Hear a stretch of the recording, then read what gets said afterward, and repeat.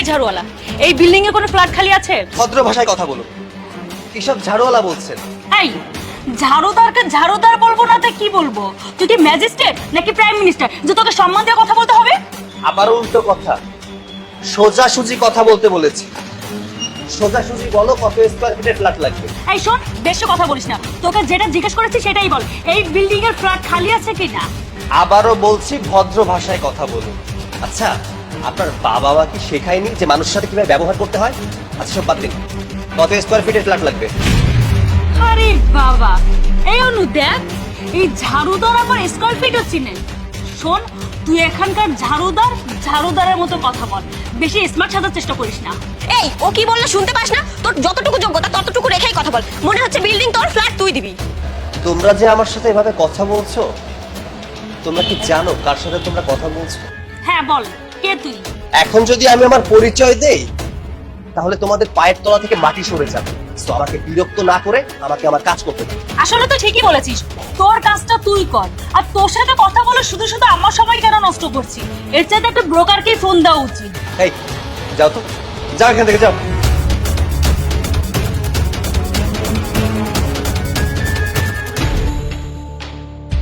জি madam, বলুন আপনাদের কত স্কয়ার ফিটের ফ্ল্যাট লাগবে? আমাদের 1000 স্কয়ার ফিটের ফ্ল্যাট লাগবে, কারণ আমরা দুজন থাকবো। আমাদের কাছে 800 স্কয়ার ফিটের ফ্ল্যাটও আছে, আবার 1000 স্কয়ার ফিটের ফ্ল্যাটও আছে। দুটোর ভাড়াই 20,000 করে হবে। আর সিকিউরিটি বিল পাবো, অন্যান্য খরচ সহ মাসে 30,000 করে পড়বে। ভাইয়া, আমাদের 1000 স্কয়ার ফিটের ফ্ল্যাট লাগবে। তবে আমরা তো ফুল টাইম জব করি না, পার্ট টাইম জব করি, আর পাশাপাশি পড়াশোনা করি। মানে আমরা এটা বলতে চাচ্ছিলাম যে আমরা ফ্ল্যাট ভাড়াটা এখন দেই, আর সিকিউরিটি বিল বা অন্যান্য বিল পরে দিলে চলবে কি? দেখুন ম্যাডাম, এই সব কিছু আমার দায়িত্বে না, আমি তো মাত্র পার্সেন্টেজ পাই। এই সব কিছু দায়িত্বে আছে ওনার।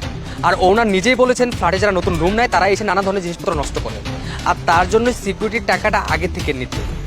আর আপনারা যেহেতু এত রিকোয়েস্ট করে বলছেন, আপনারা এক কাজ করুন, আমার সাথে আমার ওনারের কাছে চলুন, তার সাথে কথা বলিয়ে দিই, দেখি সে কিছু করতে পারে কিনা। হ্যাঁ চলুন, দেখি না কি করা যায়। তবে ভাই একটা রিকোয়েস্ট, আপনি একটু চেষ্টা করবেন প্লিজ। আমরা কথা দিচ্ছি ওইভাবে বাসার কোনো জিনিসপত্র নষ্ট করব না। আচ্ছা ঠিক আছে, চলুন আপনাদেরকে ফ্ল্যাটটাও দেখিয়ে দিচ্ছি আর মালিকের সাথে কথাও বলিয়ে দিচ্ছি। চল।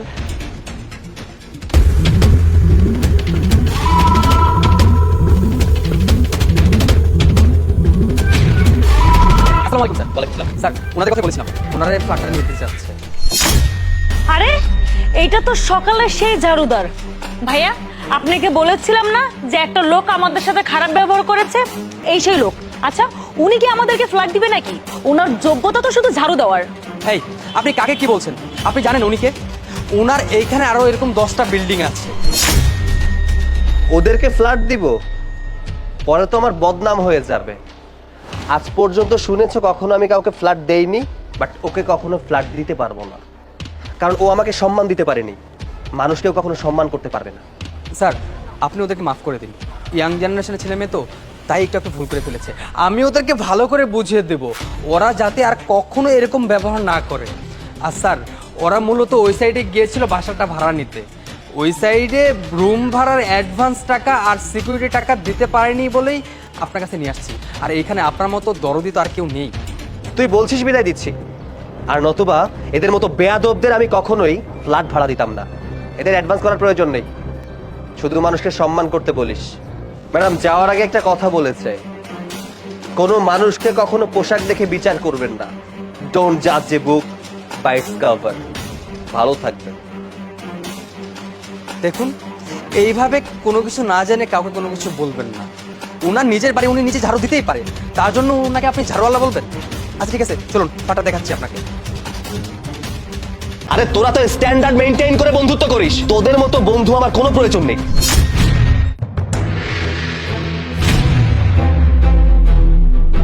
আরে তুই পাগল নাকি চোখে দেখিস না? এইভাবে ঝাড়ু দিলে মানুষের গায়ে লাগতে পারে, এটা কি তুই বুঝিস না? সরি, ভুল হয়ে গেছে, মাফ করে দেন। আরে প্রিয়া, তুই কি চিনতে পারছিস না? আরে ও তো সৈকতের বড় ভাই, তোর কি মনে আছে? আরে হ্যাঁ তাই তো, উনি তো সৈকতের বড় ভাই, কিন্তু এখানে এইভাবে ঝাড়ু দিচ্ছে কেন? আমি তো সৈকতের বড় ভাই, তা আপনারা ওরা চেনেন কি রে?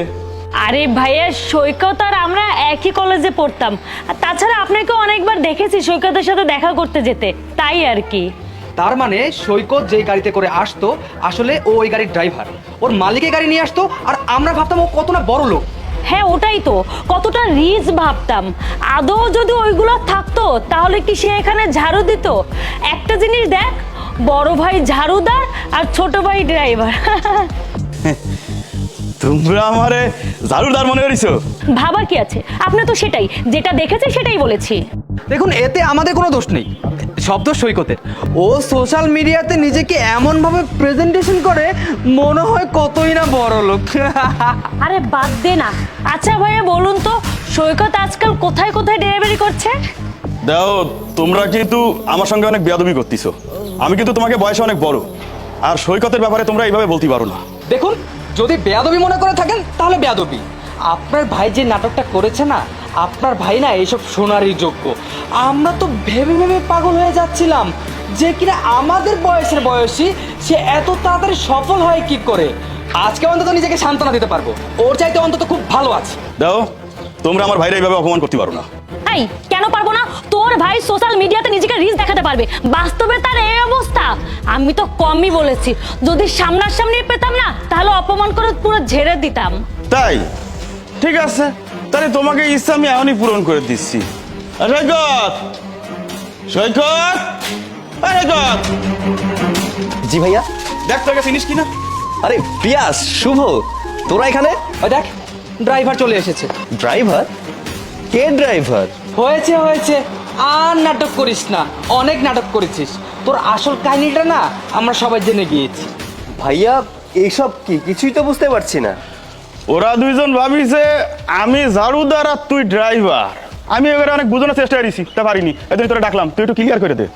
তোমরা যা ভাবছো তার কিছুই না। আরে হয়েছে, চুপ থাক, আর নাটক করতে হবে না। তোর আসল সত্যিটা না আমাদের সবার সামনে চলে এসেছে। এই, আমাদের মতো বড়লোক ছেলে মেয়েদের সাথে বন্ধুত্ব করার জন্য এসব করেছিস না? আর তোর কি লজ্জা করে না নিজের মালিকের গাড়ি নিজে বলে দাবি করিস? চত্ব সব। সেটাই, কি আর করবে বল। আসলে সত্য কথা বলতে কি, রিলস আর রিয়েল লাইফ অনেক তফাৎ। আরে রিলসে তো দেখা যায় যে কত কোটিপতি, কত রিচ, আর বাস্তবে দেখ, বড় ভাই ঝাড়ুদার আর ছোট ভাই ড্রাইভার।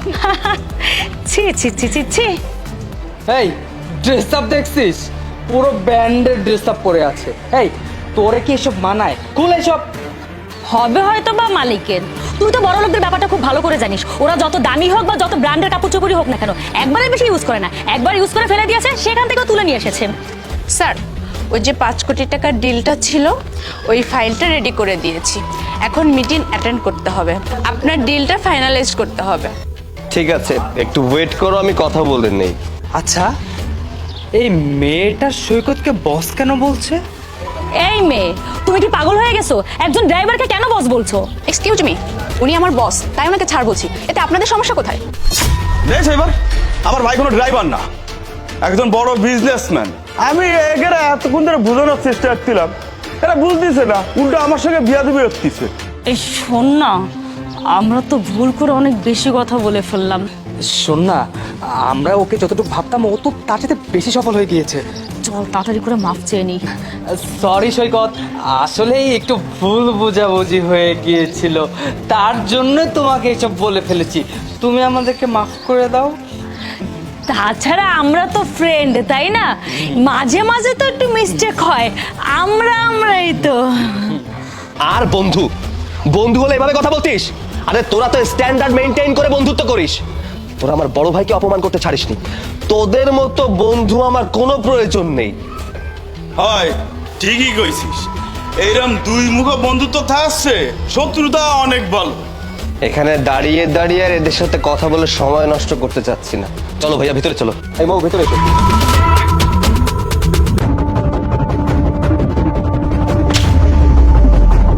এক্সকিউজ মি, কি ব্যাপার? আপনি এখানে ময়লা ফেলছেন কেন? এই, তুই কি আমাকে এই কথা বলার? দেখুন, আপনি এখানে ময়লা ফেলতে পারেন না। তুই আমাকে জ্ঞান দিচ্ছিস? শুনুন, আপনাকে আমি জ্ঞান দিচ্ছি না, জাস্ট বোঝাচ্ছি। এটা পরিষ্কার একটা জায়গা, এখানে নোংরা ফেলে আপনি কেন অপরিষ্কার করছেন? এটা আপনি কোনো ডাস্টবিনে ফেলুন। এই, তুই আমার সাথে ভদ্রভাবে কথা বল, অভদ্র আচরণ করার সাহস করবি না। আমি যথেষ্ট ভালোভাবে কথা বলছি। আপনাকে দেখে তো শিক্ষিত মনে হচ্ছে, তারপরে এরকম লজ্জাজনক কাজ কিভাবে করেন আপনি? প্রথম কথা হলো এই প্রপার্টি আমার, আমি কোথায় ময়লা ফেলবো না ফেলবো সেটা এখন তো আমার ব্যাপার। দ্বিতীয় কথা হলো তুই কি আমাকে চিনিস? আমার বাবা একজন পুলিশ অফিসার, আমি যদি আমার বাবাকে বলি না তাহলে তোকে 2 মিনিটের মধ্যে জেলে ভরে দিবে। শুনুন, আপনার বাবা পুলিশ হন বা প্রধানমন্ত্রী, এতে আমার কিছুই যায় আসে না।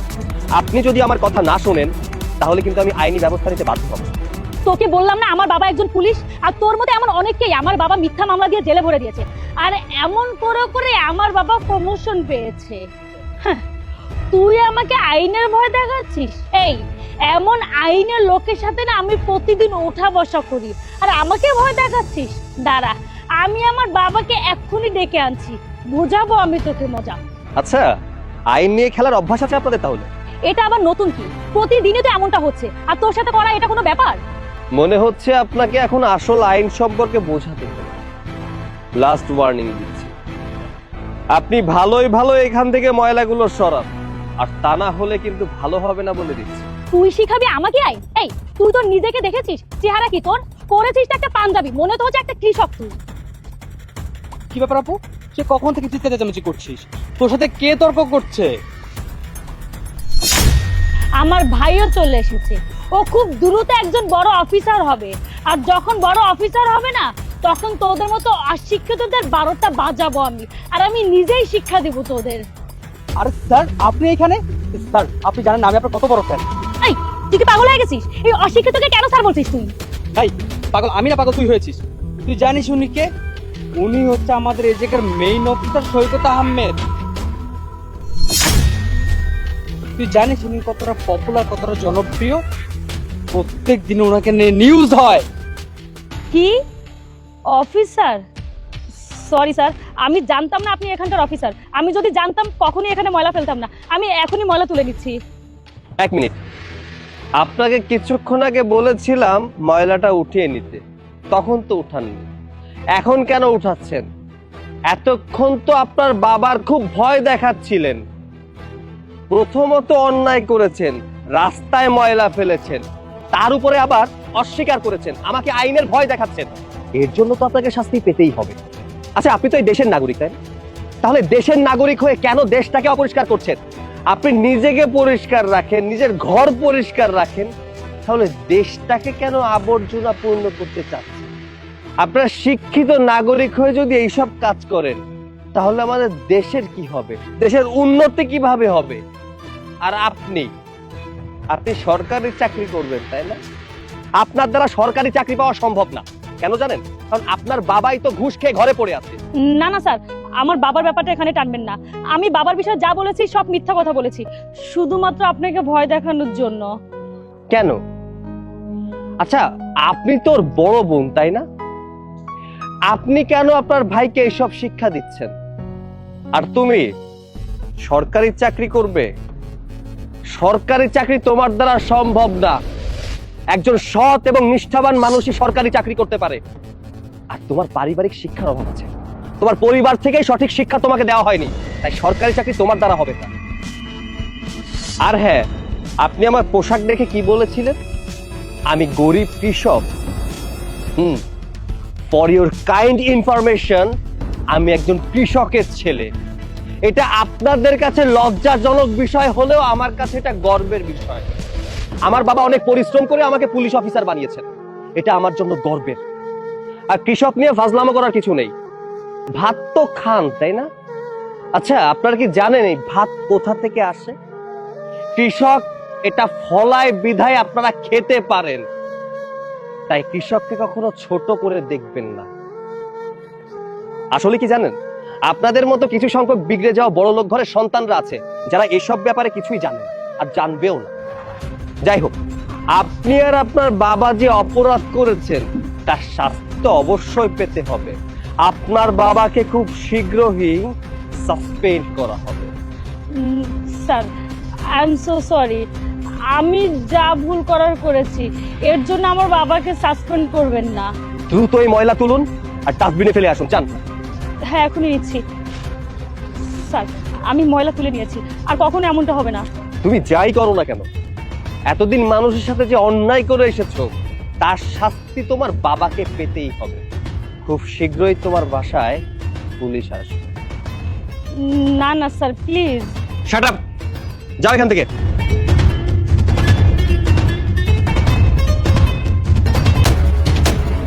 ম্যাডাম বাদাম লন, গরম গরম বাদাম, অনেক মজা, মাত্র 20 টাকা।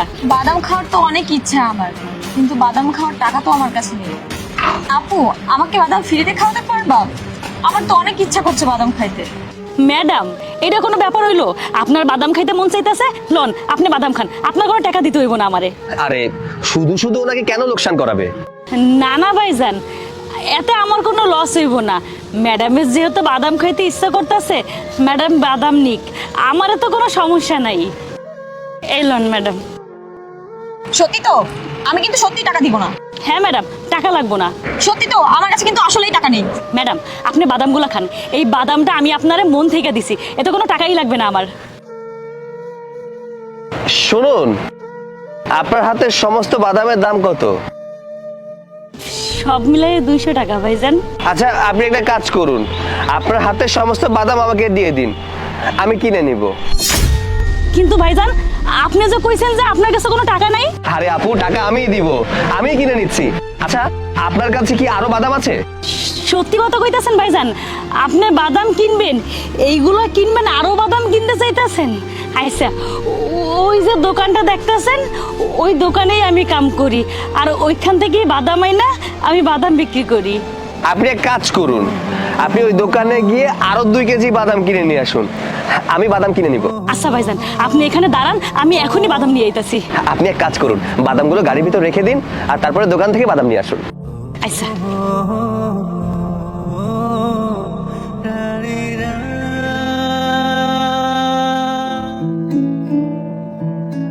কি রে, তোমার বাদাম আর থালা কই? ভাইজান আমার সব বাদাম বিক্রি হয়ে গেছে, একটা কাম করুন, আমার আরো 2 কেজি বাদাম দেন। এত বাদাম দিয়ে কি করবা?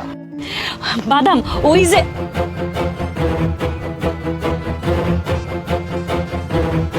আমার টাকা দিয়ে যান, এই, আমার টাকা।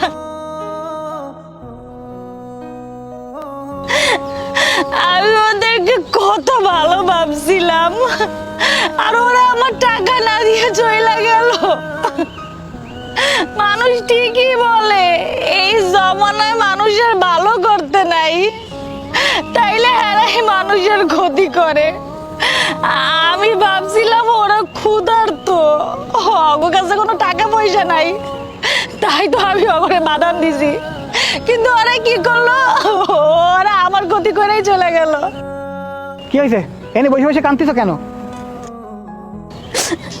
কি এরকম ভাইজান, ওই যে গাড়িওয়ালা, ওই গাড়িওয়ালা আমার সব বাদাম নিয়ে চলে গেছে, আমার কোনো টাকা দিয়ে যায় নাই। জানেন ভাইজান, অগরে দেখে কত ভদ্র মনে হয়েছিল, ফেরেশতার মতো লোক মনে হয়েছিল, কিন্তু ওরা আমার টাকাগুলো না দিয়েই চলে গেল। দেখেন আপনারও লস করলো আর আমারও। আমি দিনে কয় টাকা কামাই? 2 থেকে 300 টাকা কামাই, আর ওরা আমার 200 টাকা না দিয়েই চলে গেল। এটাই তো তোমার সবচাইতে ভালো গুণ, যে তুমি কারো ক্ষতি করো না। তুমি কিভাবে ভাবলে যে সৃষ্টিকর্তা তোমার ক্ষতি হতে দেবে? ওরা তোমার লস করায়নি।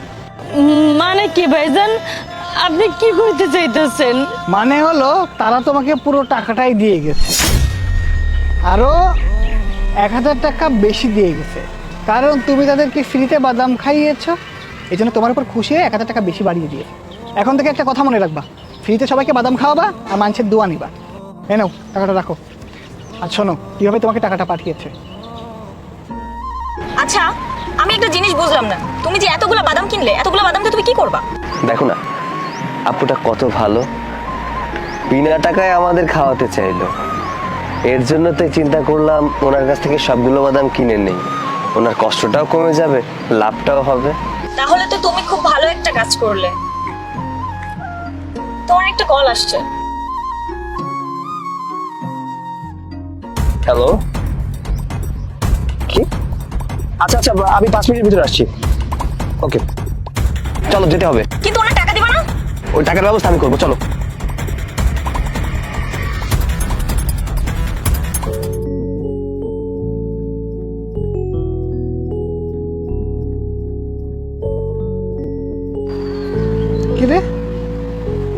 2,000 টাকা কে দিল?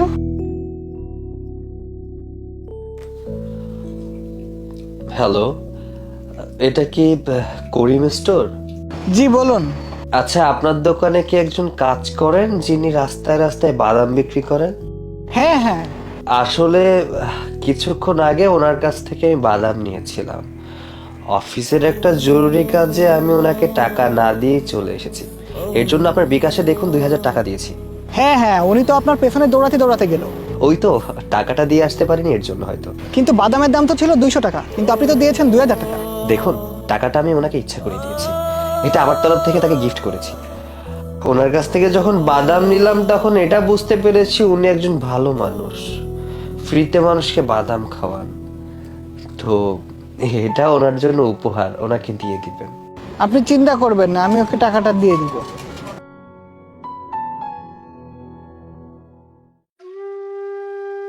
দেখলে কিভাবে টাকা পাঠিয়েছে? আমি কত খারাপ দেখছেন ভাইজান, হ্যাঁ আমার জন্য কত ভালো চিন্তা করছে। আর আমি না যাই না তা করে যা মনে চাই তাই কইছি, কত কইছি আমি তা করে, অথচ তারাই আমার উপকার করলো। কি আর করবা বলো, দুনিয়াতে ভালো খারাপ দুই ধরনের মানুষ আছে, কিন্তু সবাইকে তোমার বিশ্বাস করতে হবে এমন কোনো কথা নেই। কারণ সবাই তোমার ভালো মন মানসিকতা সম্মান করতে পারবে না। আর যাদের সাথে তুমি ভালো করবে তারা যদি ভালো মানুষ হয় তাহলে কোনোদিনও তোমাকে ঠকাবে না। মানুষ সবসময় তার কর্মফল ভোগ করে। যেখানে মানুষ পরিশ্রম করতেই ভয় পায়, সেখানে তুমি এই বয়সে এত পরিশ্রম করছো, তাহলে তুমি কিভাবে ভাবলে যে সৃষ্টিকর্তা তোমার খারাপ হতে দিবে? যাই হোক, চোখের পানি মোছো, এখন মুখে হাসি আনো, চলো।